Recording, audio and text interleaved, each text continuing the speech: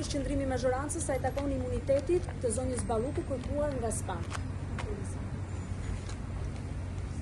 Faleminderit që korrigjove, sepse më është dashur shpesh të korrigjoj shumë këto kohë lidhur me imunitet në Republikën e Shqipërisë prej vitit 2012 në konceptin e vet primar dhe tradicional nuk ka.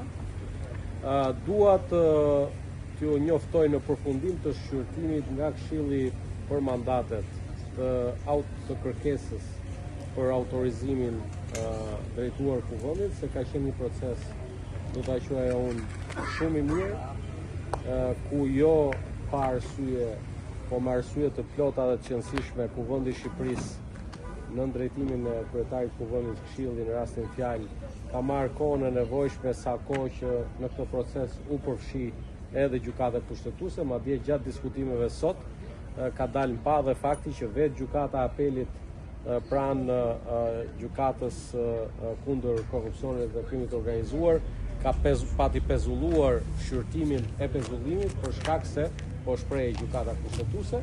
Diskutimi sotëm përgjatë shqyrtimit, pyetjet e të gjithë deputetëve antar të Këshillit ndaj të dyja palëve të përfaqësuara, edhe ndaj prokurorisë posaçme, edhe ndaj avokatit të nderuar të përfshirë në këtë proces, zoti Kalia, mendoj që kanë bërë ose kanë hedhur dritë mbi shumë çështje që lidhen pikëpari me elementin thelbësor të Kushtetutës Republikës së Shqipërisë, prezumimit pafajësisë. Sipas ligjit 30, në Republikën e Shqipërisë askush nuk është i fajshëm sa kohë që nuk ka një vendim të formës prerë gjykatës.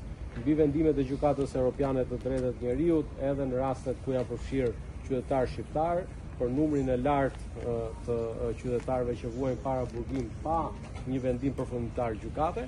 Megjithatë, në përfundim të këtij procesi, duke qenë se pala tjetër nuk ishte nevojë fare për shqyrtim, sepse kishin marrë vendimin përpara se të bëhej shqyrtimi, dhe duke qartë madje edhe në komunikimet me ju, SMS-ja e vendimit të 5 deputetëve të grupit parlamentar të Partisë Demokratike ju erdhi përpara se të mbahej qendrimi.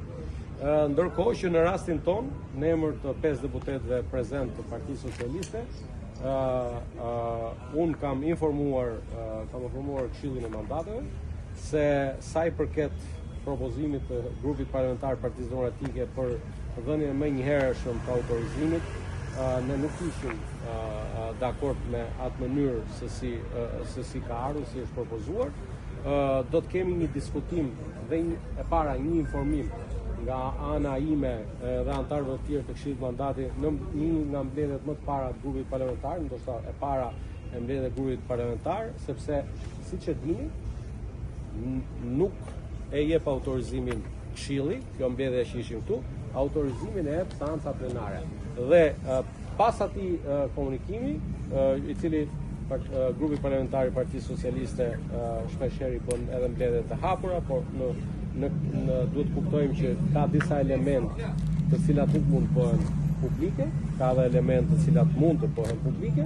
Kështu që në përfundim të procesi, sapo kolegu im Ulfi Manja të ketë hartuar plotësisht raportin në emrin e 5 shefton, sepse nuk pati dakordsi për të pasur një relator, do të kemi 2 relator. Zoti Manja do të hartoj raportin ton dhe ndërkohë që nga ana e tyre dhe 5 deputetë do të cilë raportin. Zota, jeni pro? E tha shumë qartë. Është pezullimi i aftueshëm? Jeni pro? Besoj që po. Pezullimit apo Do ta